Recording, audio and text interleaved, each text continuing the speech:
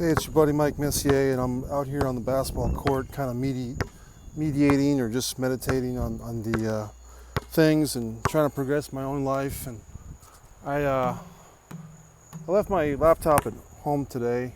There's a place that I can go to work on things, but I did bring my phone, and I just want to put my empathy and sympathy and everything else for everyone out there in the world that's suffering right now through these hard times, horrible times in many ways.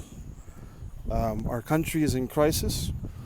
There is at its core at least two major things, but more than two. But first and foremost is police brutality, unethical, unfair, and horrible treatment of George Floyd and many others.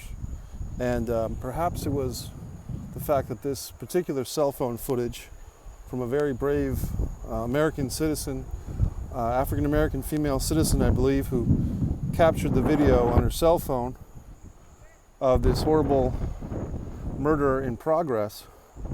And it can be wrapped in a package of police doing their job, but it just seemed like not police doing their job. Police doing far, far, far worse by this man. And there's a thing called innocent until proven guilty. There's a thing called basic human rights. And this gentleman, George Floyd, was stripped of his basic human rights to live.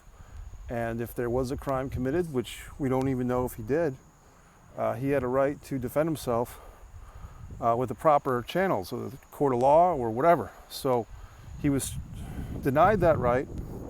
He was treated like a less than human, and he was butchered and killed.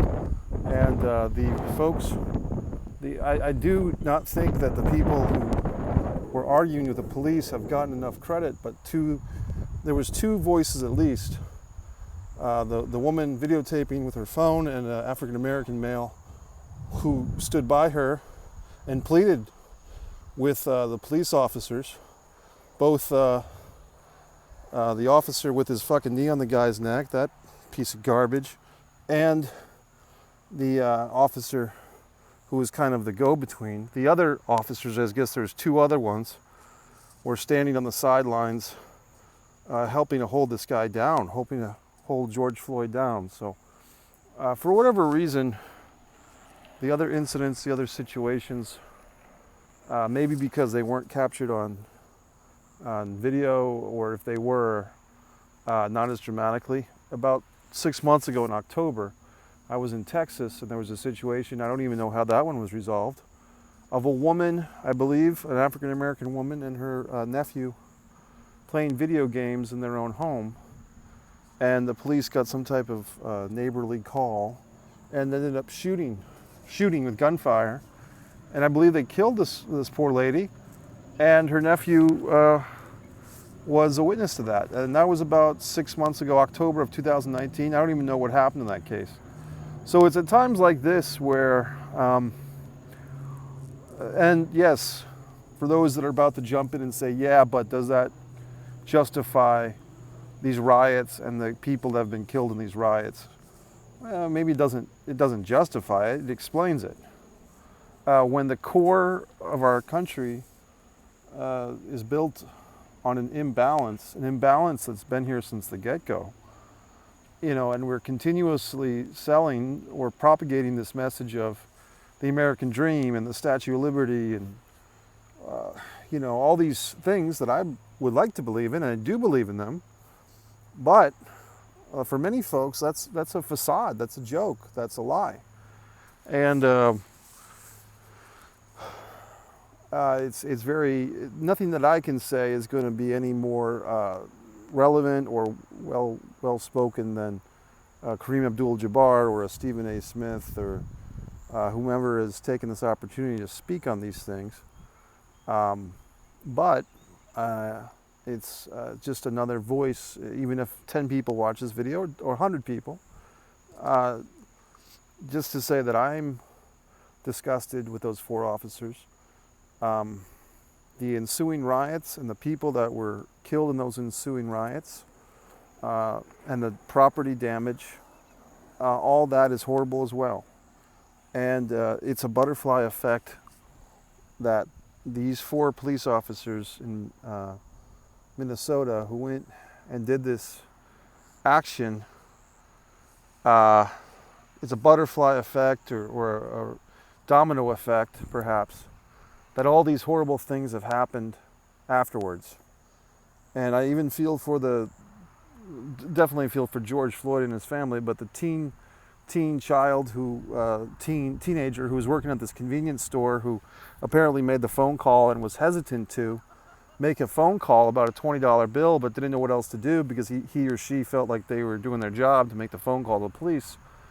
That burden, it's horrible that people can't feel that they can make a simple phone call to the police without risking this type of ensuing situation. As far as these riots go, and innocent people trying to defend their businesses, getting violently beat up and killed, there's a difference between, it's horrible as well, obviously.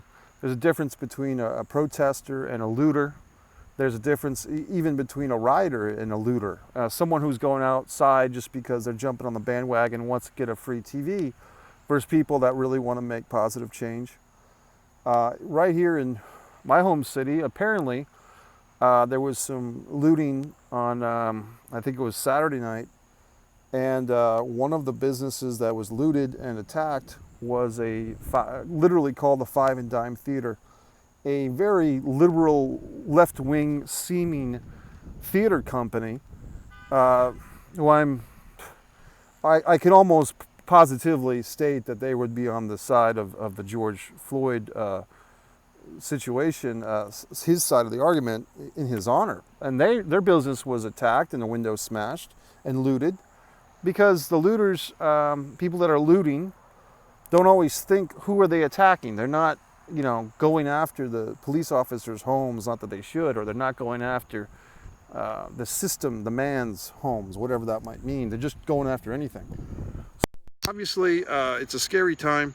I would say this to anyone out there who's, if these riots are over now, or if they're not, or if there's going to be more rioting, protesting, I would just offer a little bit of just a thought to be careful. If you have family, if you have friends, children, and you can't risk your own life, because going out to a protest, my opinion is, if you're going to a protest now, how the hell you don't know that's going to become a riot? When has a protest in recent history ever turned out well? Now, I know that on Twitter there are many examples of protests that are being peaceful protests, and there's footage of police taking a knee and the sheriff marching with the folks, and that's great, that's wonderful. But in a lot of these situations, these protests become riots quick. So I'm not telling anyone what to do. I'm just saying, if you personally have family and friends that are depending on you for income, be careful. And then a final thought, which I've raised in a little meme that I put out there. The guy twisting his neck, turning away from his girlfriend of the coronavirus towards the other woman that's labeled protests and riots. What happened to the coronavirus? What happened to social distancing? We're not in the clear as far as I can tell. We haven't been cleared. Coronavirus is not taking a fucking vacation because of these police brutalities resulting in riots and people getting hurt and killed. All the coronavirus, this is feeding into the coronavirus. So the very people that are trying to change things through peaceful protests are risking their health through that, because they're getting close to each other and so forth. So I haven't seen people bring that topic up a whole lot, a little bit, but if you're out there protesting or even rioting, I don't know what to tell you. Wear a glove, wear a mask, wear a bodysuit, like the Naked fucking Gun, wear a body condom like Priscilla Presley in 1988. But whatever you do, be safe out there, be good to each other. Let's try to get through this. And I'm Mike Messier, wishing you all the best. MikeMessier.com.